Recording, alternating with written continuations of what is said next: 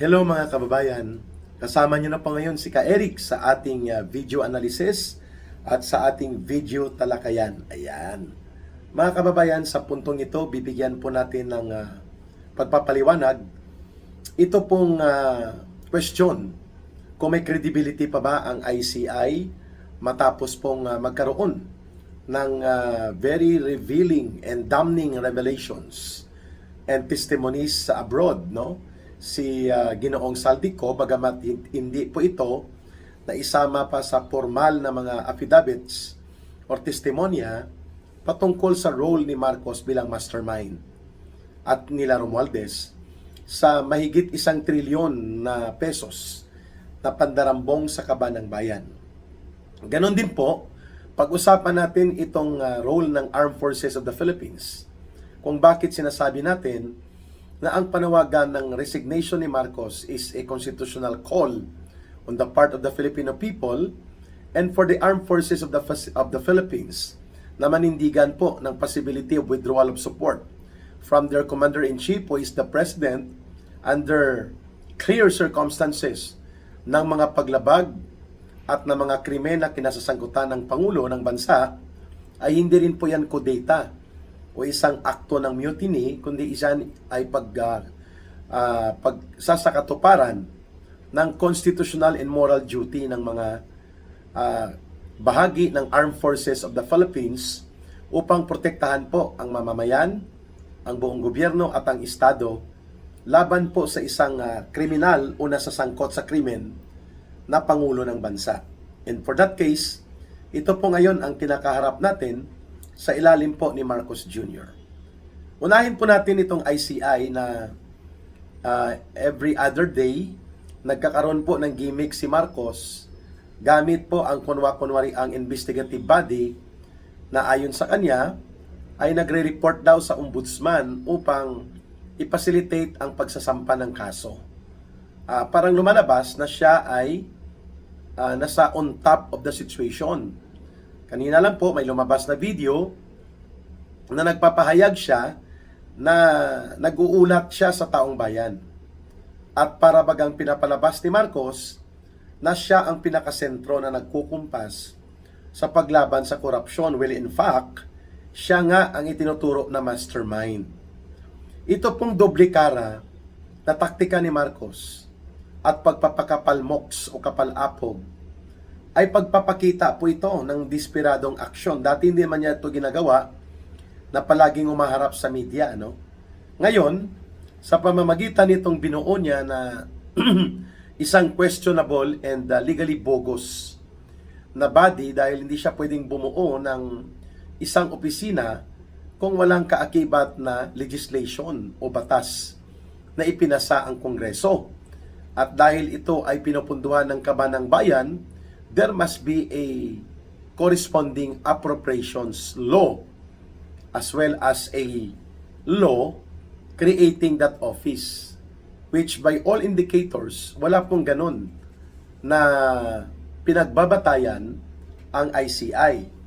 Wala po itong batas, walang kapangyarihan na gumawa ng batas si Marcos, limited lang po siya sa mga presidential proclamation and executive order. Pero yung parang regular na opisina, may regular na pundo, at hindi dumaan sa pagbubuo ng batas mula sa Kongreso, both the House of Representatives and the Senate, makes the ICI existence questionable. Subalit alam natin na binuo ito ni Marcos, hindi para lamang sa investigasyon, kundi para gamitin po ito sa kaniyang showcase to cover up and whitewash yung kanilang kriminal na pananagutan ni Romualdez na kanyang pinsan. At kung kaya, para lumabas na kapanipaniwala ang diskarte niya na ang ICI ay kunwa-kunwari ang isang independent investigative body, panay po ang mga pa-interview ngayon ni Marcos. Na alam naman po natin ito ay mga desperate move na ginagawa niya sapagkat sapol na sapol po siya. Tinamaan si Marcos nitong ginawang pagbubunyag ni Saldico. At sinundan pa ng pagsisiwalat ni Senator Amy Marcos kung gaano kalala po ang pagkalulong sa illegal na droga ni Marcos Jr. So question of credibility, ang ICI po ay walang credibility. Ito ay self-created whitewash and cover-up body ni Marcos. More of propaganda po ito. Subalit, pinapalabas ni Marcos na ito ay mayroong mandato na magsagawa ng investigasyon at magpatawag ng kunwari mga testigo o kaya mga hakbang related to a regular office, which in reality hindi po na-create by law na nagpasa ang Kongreso ng isang batas na nagbubuo ng ICI. Kaya nga subject ito sa isang petition for certiorari sa Supreme Court na pinangunahan po nila Attorney Jing Paras at ni Attorney Manny Luna. At wala pa pong schedule for arguments at kung nagkomentaryo na ba ang bahagi nila Marcos. Second point, ang pag-reveal ni Saldico po ng kanyang detalyado na recollection and revelations of the criminal operations being presided by Marcos and Romualdez. Nakabatay po ito sa kanyang direktang kaalaman at direktang partisipasyon na hindi sinasagot ni Marcos. Pinagkikibit balikat niya as if walang bigat ito sa katotohanan na nagdi-deliver ng mga kinulimbat at kinurakot na pera si Saldico at mga tauhan niya pareho sa kay Martin Romualdez at kay Marcos. There is no categorical refute or rebuttal na nailabas si Marcos other than denial. Pareho po sila ni Romualdez, no? Samantalang si Saldico naglalabas ng mga ebidensya, resibo, salaysay, mga narrative of events and recollection of situation, including po ang mga pictures ng maleta na mga pera na pinaghahatid po ng kanyang mga tauhan. Which, sa nauna na pong pahayag, tumutugma sa naging revelations ni Sergeant Gutesa. At ganun din po, sa nauna ng sinumpaang salaysay ng mag-asawang Diskaya. Kaya itong pagpapa-interview ni Marcos, duplikara po ito. Marcos Jr. wants to portray na siya ay on top of the situation, hindi siya apektado ng revelations ng kanyang kapatid na siya ay isang addictus at walang matino na pag-iisip at papalubog at lugmok ang bansa dahil sa kanyang pagiging addict at dahil yan din po dyan ay ang pagkakaroon ng malaganap na iskandalo ng pagnanakaw sa kabanang bayan. At ang pangatlong punto po na ang ICI ay walang kredibilidad, until now wala silang investigasyon na ginagawa laban kay Martin Romualdez seriously. In spite of the very strong and very solid and revealing testimonies abroad na inilalabas ni Saldico sa kanyang video testimonies. Wala pong anumang hakbang ang ICI na gumawa ng seryosong pag-follow up o kaya pagsasagawa ng masusi, thorough na pag-iimbestiga upang ma-establish ang mga katotohanang dumudugtong sa mga salaysay na ginagawa ni Saldico from abroad sa mga pangyayari at mga recollections niya ng mga kaganapan. There is no serious effort to that effect on the part of the ICI. At ang isa pang punto din na sinasabi natin na ang ICI ay tatakpan niya lang, tatabunan at ililihis ang totoong kriminal na pananagutan nila Marcos at Romualdez. Hindi po nila iniimbestigahan ang anak ni Marcos Jr. at si Marcos Jr. mismo sa pagkakasangkot po sa malawakang issue ng mahigit 31 billion pesos na kontrata na pumasok sa Ilocos Norte. At yung iba dyan flood control projects na naanod na, nawasak at hindi pa umaabot ng 1 taon. At mayroong tinuturo po si Governor Chavit Singson na si Sandro Marcos ay nakinabang po sa mga Diskaya sa kanyang 1.7 or 2.2 billion pesos na mga flood control projects. So that's around 400 million pesos na kickback SOP kung ang paniniwalaan po ay ang revelations ng lahat na halos ng mga kontraktor. Yun po, hindi nito inimbestigahan, pati po ang 31 billion pesos na mga kontrata na nakakuha ang mga Diskaya. At sa ngayon, mukhang isasangkalan pa ni Marcos ang mga diskaya, pati po ang dati niyang Executive Secretary na si Lucas Bersamin at ang kanyang dating Department of Budget Secretary na si Mina Pangandaman, mukhang ilalagay din ang kanilang ulo sa chopping board para lamang matupad itong scapegoat defense mechanism ni Marcos Jr. Ayan. Isa pa po dito na lumalabas din ay hindi pa naimbestigahan ang mga involvement ni Martin Romualdez sa mga caretaker na mga distrito kung saan, kagaya po nitong a certain Eric Yap, ay ginamit din ang posisyon niya para magpapasok ng mga proyektong infrastruktura na karamihan kung hindi hausyaw o peke ay ghost projects. As per revelations naman din ito dito sa isang special report na inilabas po ng Bilyonaryo News Online na sa Palawan alone ay mahigit 2 billion pesos ang mga proyekto na pinasok ni Martin Romualdez doon sa caretaker government or caretaker district na siya ang umahawak sa Palawan. Ngayon, nagtatanong ang taong bayan sa ICI, why are you not investigating this? Ito ay mga patunay na alam ni Saldico ang extent at ang lalim, ang saklaw kung paano gumalaw at kumilos po ang sindikato nila Marcos at nila Romualdez pagdating po dito sa usapin ng mga pandarambong involving the flood control projects. Fourth point na sinasabi nating wala ng kredibilidad ang ICI na ito ni Marcos. Hindi nga nila inimbestigahan itong revelations din na lumabas sa Kamara de Representantes sa House of Representatives na nagkaroon ng 4,000 flood control projects si Marcos na ipinatupad at inaprobahan niya gamit po ang unprogrammed appropriations. So therefore, si Marcos pala ay involved sa unprogrammed appropriations sapagkat under the Executive Order 92, ang Department of Budget Secretary is only recommendatory approval. Ang final approval para iparelease ang mga pondo at punduhan po ang mga flood control projects na umaabot na mahigit 4,000 si Marcos. So bakit hindi ito inimbestigahan ng ICI upang matingnan at magkaroon din ng case build-up kung totoong independent investigating body ang ICI. Similarly, ang pagkawala po ng integridad at kredibilidad ng ICI dito sa sumasabog na iskandalo ng paglalantad na ginawa ni Ginoong Saldico at sinundan pa ng revelations ni Senator Amy Marcos sa pagdudurog sa illegal na droga ni Marcos Jr., umaabot din po ito sa pagkawala ng kredibilidad na rin ng Senate Blue Ribbon Committee.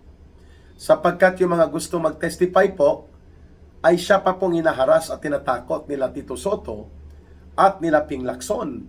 Samantalang itong mga pinagbubulgar, mga ibinubunyag ni Saldico, deadma si Ping Lacson at si Tito Soto, at ang pinagdududahan nila si Saldico pa. Samantalang nagpapakita na po si Saldico ng kanyang direktang kaalaman. May kaugnayan sa sindikato nila Marcos, hindi pa rin po nakukumbinsi sila Tito Soto na may bahid ng katotohanan ang pinagbabanggit ni Ginoong Saldico.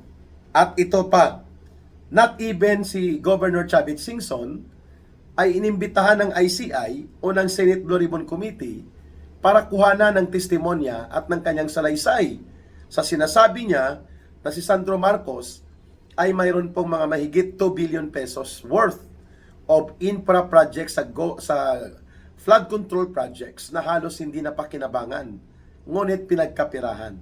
Wala din pong ganong tawag para kay Manong Chavit Singson, either sa invitasyon sa Senate Blue Ribbon Committee o kaya dito sa ICI.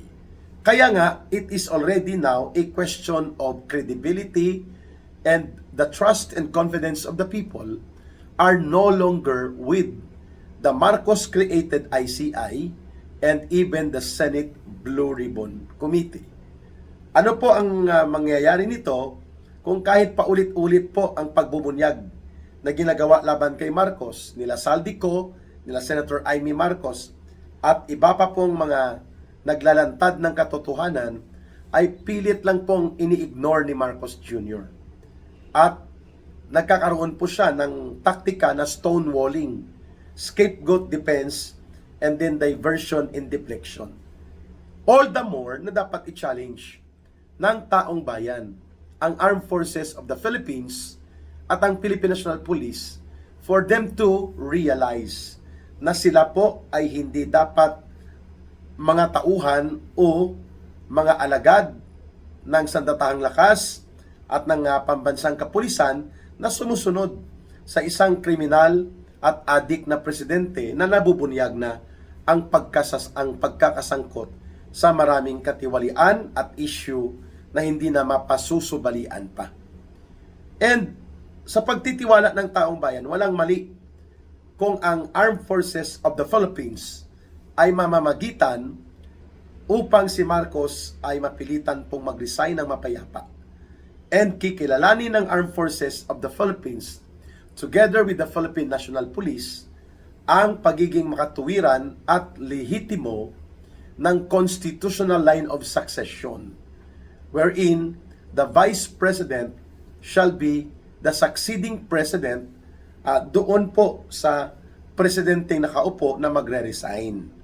Mas mabilis po ito at yan po ay katotohanang legal at mayroon pong batayang suporta sa hanay ng taong bayan. Subalit hindi natin mapipilit po yan sa Armed Forces of the Philippines na gumawa ng ganyang hakbang sapagkat nag-aantay sila kung papaano mag-develop po ang protest movement ng taong bayan so that they will evaluate kung kaya pa bang manatili silang hindi makikialam as the real protectors of the state and the people o babantayan nilang magkaroon ng talagang tamang proseso ng pagbabago upang nang sa ganun po ang pagkokontrol ni Marcos at nila Romualdez sa gobyerno bilang isang malaking sindikato ay mapapatigil na. We hope and pray na makita po ito ng Armed Forces of the Philippines, not because we are instigating or agitating them to commit rebellion or kudita against the very government that they ought to preserve and the very people that they ought to protect. Kaya ako naniniwala na mayroon pa rin pong conscience call na magaganap. Because even the Catholic Bishops' Conference of the Philippines, bagamat sinasakyan nila at sumasakay din sa kanila ang mga komunistang teroristang grupo ng CPP, NPA, NDF, hindi po mapasusubalian at hindi na maitatanggi ng simbahan Katolika po na sila ay naniniwala ng lubusan kung hindi man ay at least sa kalakhang bahagi ng salaysay ni Saldico at mga revelations ni Manang Aimee Marcos, may bahid po ng katotohanan na dapat may pananagutan si Marcos Jr. Ayan. Kaya sa November 30 po, mga kababayan, bantayan po ninyo kung ano ang magiging anunsyo ng Catholic Bishops' Conference of the Philippines. Pero on the part po namin sa Marcos Resign Movement at sa Marcos Layas na network, ay kikilos kami along EDSA. Kung saang partikular na bahagi ng EDSA at ilang beses kaming kikilos po dyan, ay i-anunsyo na lang ni Ka Eric. Ayon. Sa mga gustong sumama, sa November 30, aabangan po ninyo kung saan tayo. Kasi sa November 30 po, Fiesta Barrio yon ni Marcos at ni Romualdez. Ibig sabihin, pinunduhan nila yon upang ang CBCP itolerate nila at tanggapin na nandyan po ang mga dilaw at pink zombies at nandyan din po ang mga komunistang terorista. Subalit, wala silang common call na dapat bumaba na si Marcos sa kanyang pagiging Pangulo, harapin ang kriminal na pananagutan before the bar of justice. Kaya, hindi po nakakapagtaka na itinuturo na ang nagpupundo sa kanila sila Marcos at Romualdez sapagkat nakikinabang sila na hindi makakaupo by way of constitutional succession si Vice President Sara Duterte. Ayun. Kaya pala, sinasabi nila Teddy Casino, mga komunistang teroristang grupo at ng mga hilaw na komunista nila virus at nila De Lima na hindi daw karapat-dapat si Sara Duterte na magiging Pangulo dahil corrupt din siya. Samantalang 3 times na po napatunayan ng Vice President na sa ilalim ng Commission on Audit Report, hindi po siya nagnakaw o hindi siya magnanakaw. Kaya nga ano man ang gagawin ngayon ng mga komunistang teroristang grupo at ng mga kaalyado nila, wala na pong epekto ito sapagkat made na ang mind ng taong bayan. Susundan natin ang line of succession na nakasaad sa saligang batas that when the President resigns or being impeached or incapacitated or die while in office, the Vice President is the duly recognized and legally stipulated in the Constitution to be the successor to the President. Kaya ito po ngayon ang atake nila. Kunwari, pinupuna nila si Marcos, itong simbahan katolika, pero ang bigat ng atake nila at mga galawan, anti-Sara Duterte. Because na takot sila na muling manumbalik po ang Duterte brand of leadership. But they cannot hold back history. Kapag mangyayari po yan, mangyayari po yan. At mukhang doon tayo patungo sa pagdaloy ng kasaysayan, sa pagbabago ng gobyerno, at muling pagtatag ng ating bayan at lipunan sa tamang pamamahala. Maraming salamat sa panunood at pagsubaybay, pag-share at pag-like at pag-promote ninyo ng ating mga video analysis at video talakayan dito sa Ka Eric Celis YouTube channel. Mabuhay po kayo, mahalin natin ang bansang Pilipinas. Walang ibang magmamahal nito kundi tayo ring mga Pilipino. Para sa Diyos at sa Pilipinas nating mahal, samahan niyo po muli si Ka Eric sa pagbabalik natin sa video talakayan at video analysis. May God bless everyone and may Allah will be with those who are Muslim brothers and sisters. Para sa Diyos muli at sa Pilipinas nating mahal. Bye for now. Mabuhay at maraming salamat po.